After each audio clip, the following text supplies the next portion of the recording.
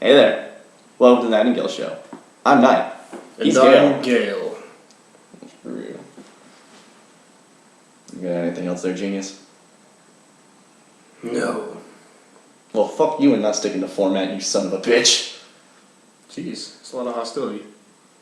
This is the show where we talk about nothing that's important to everyone and everything that's important to no one. Well, I'm gonna be like Abel's British scientist. Yeah. Let me just rub this mustache I don't have. Yeah. So, are you forgetting something? I'm not forgetting anything. BS. I don't think so. I know what you're talking about. I didn't forget it.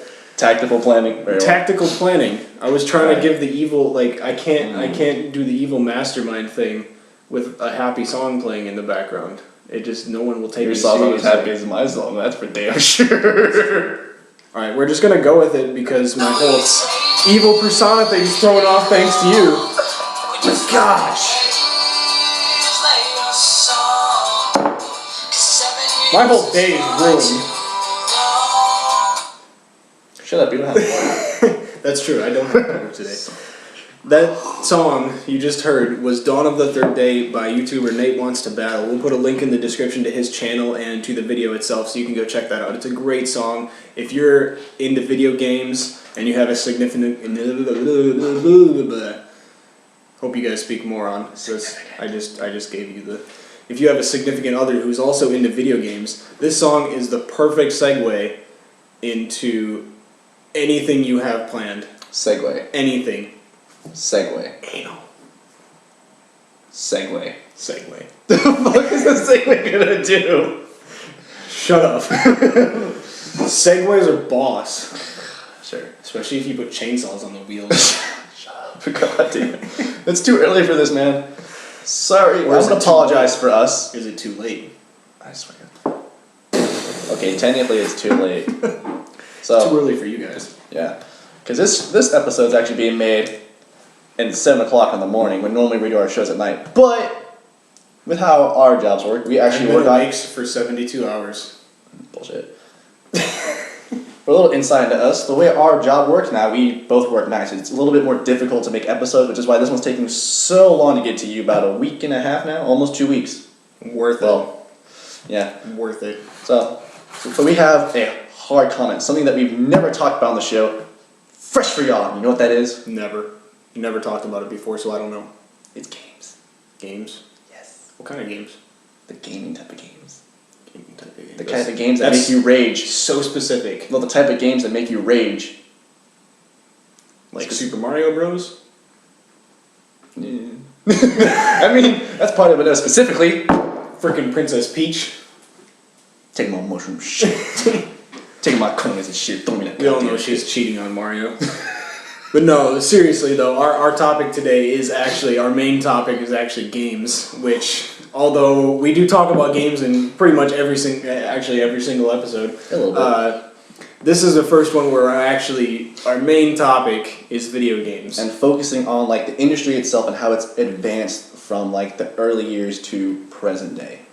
So I'm sure many of you who grew up playing video games or were born earlier than 2000 know firsthand how much games have changed since those days, because I still remember, and I think I still have it at home, my original Game Boy, the thing that was like The black gray box. Yeah. And you could It was like 7 throw it inches against the tall, wall.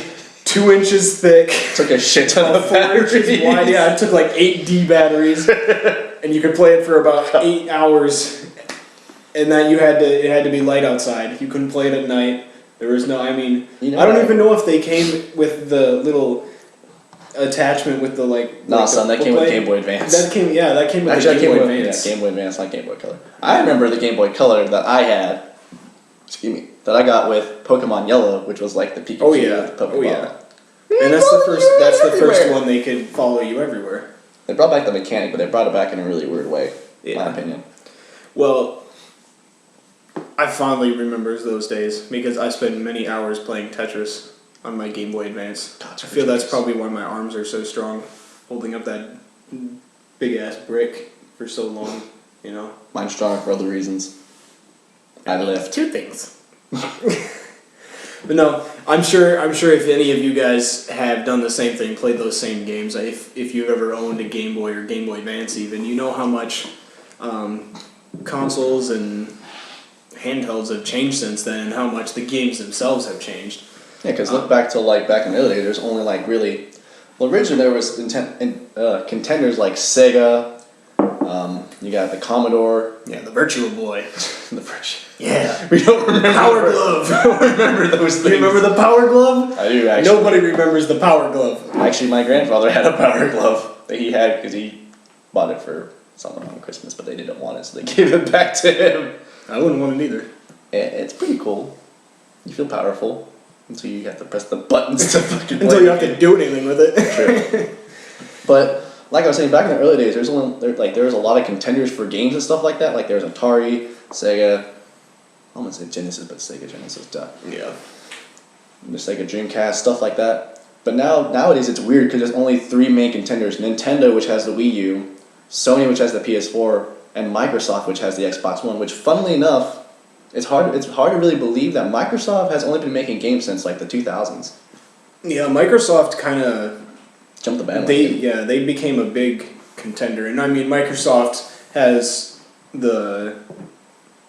they have the support of a massive company. Same thing with Sony. I mean, well, because Microsoft does so many other things other than, and it's the same way with Sony. Microsoft and Sony are kind of the same, where they both do so many other things. Where Microsoft has Windows, they have Windows Phone, they have all sorts of other things that they do. But in reality, though, I really, like, in my opinion, I really think, like, I love Sony, but I really think Sony could crash, but Microsoft will never crash because they've got a monopoly. They have better software. things. They have better things to fall back on. Yeah, whereas Sony has like Sony's different software and hardware haven't been as widely accepted as Windows has. Where you have Windows Phone and then you have like Sony makes its Xperia line of smartphones, but they're not really widely used because never heard of that shit. Yeah, they run Android, but the user interface is outdated. The phones, especially the new one, the Xperia Z3,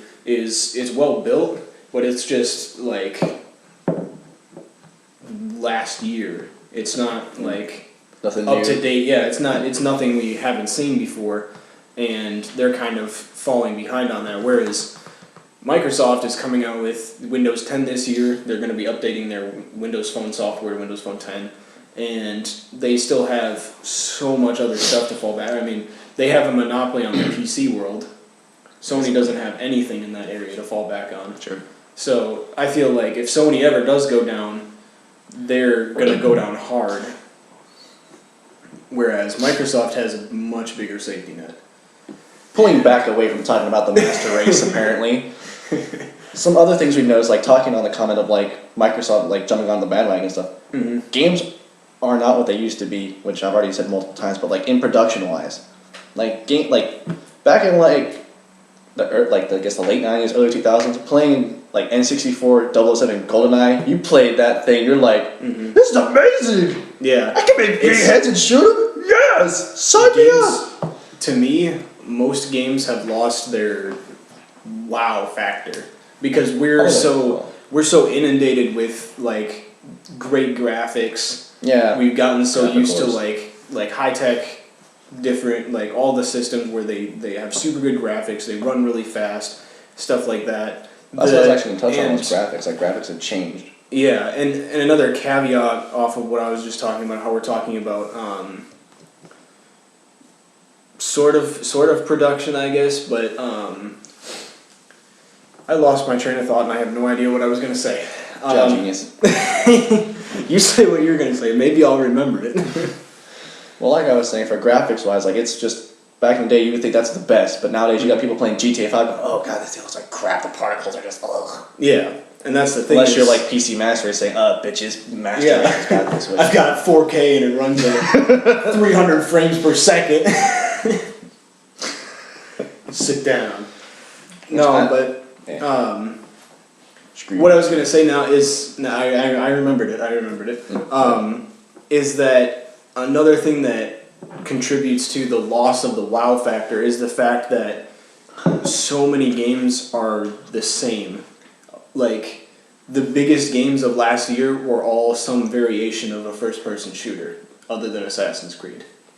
Like, first-person shooter has become the dominant genre, and like because there's so much money to be made from first-person shooters, it's kind of like with movies. People, the studios are too afraid to make something drastically new with the worry that it'll fail and they'll lose all their investment because games are such a huge investment now because they cost millions of dollars. They have teams of hundreds of people now. If they invest that much time and money and manpower into a game that fails, it's going to be a huge loss for the company, and they might never be able to recover from it. So companies are more reluctant to make something drastically new. It's the same thing with movies where they're falling back on prequels and sequels and remakes. I'll kind of cut you off for that because I can kind of agree with like first-person shooter has taken over a lot. But some studios are advancing a bit or changing their script. Like Evolve, made by Turtle Rock Gaming.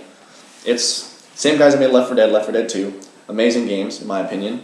But Evolve is a 4v1, one monster, 4 humans. It works out very well. It came out, it's actually already out this month.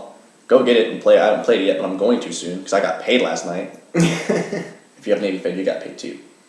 I'll probably get paid in the next couple days. Yeah, something like that. But like, another thing is like, but when stuff like Fallout comes out, that just takes over. When Skyrim, like Elder Scrolls comes out, it takes over. When like Persona, for me personally, I love Persona games. When Persona 5 comes out, it's gonna rule. Yeah. But the thing is, because like stuff like that, if you think about it, first-person shooters are a little bit easier to make than like say an RPG or an open world game like that, because there's just so much to account for. Because with a first-person shooter, it's like most first-person shooters now, like Call of Duty or stuff like that, are linear, very linear. Whereas with an RPG, it's very open. You have to account for hundreds, if not thousands, of NPCs doing random crap. Yeah.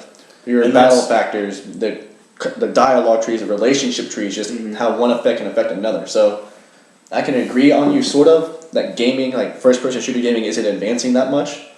But the reason why there's not many other games out there is because they're developing on their RPGs and stuff like that, which to me personally takes a lot more time to make them. And that's true. Like the RPG, and that's why, like you said, they become huge, dominant games when they come out, is because there's so much content and there's so much stuff to do. And talking about RPGs, if Bethesda watches this, Fallout 4, you fucks. That's all. Half-Life 3. That's Valve. You can talk.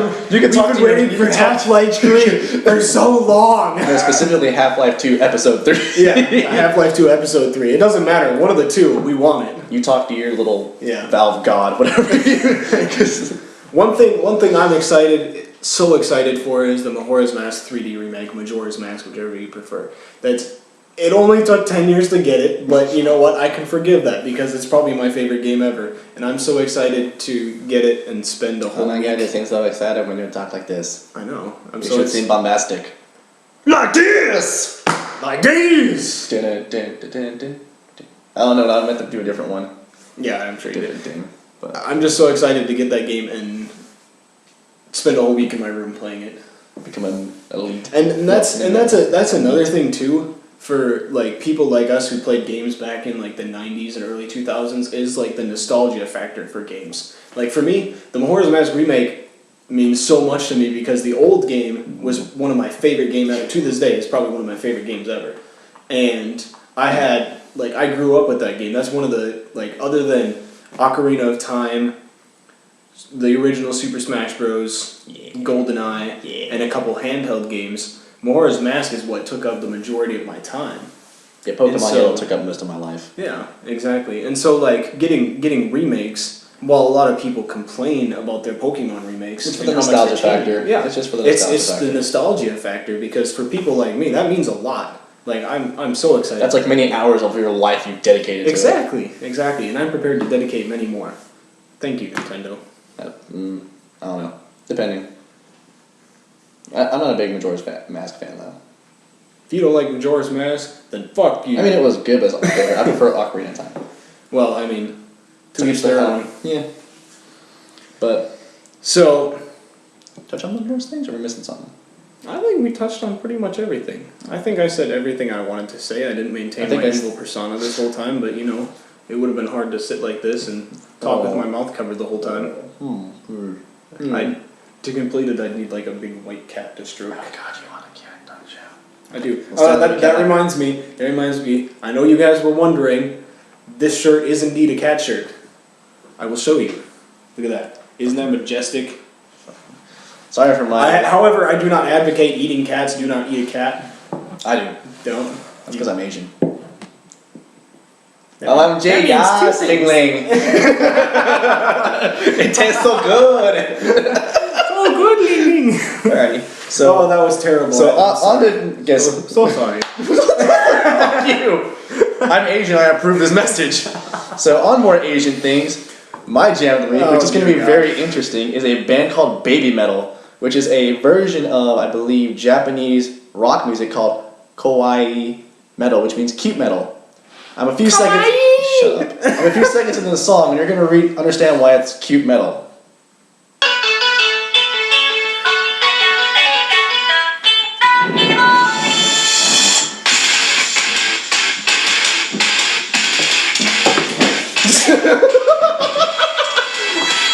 I'm Nate. He's Gale. I'm Gale. And we're gonna go metal out to this for a bit. We approve this message.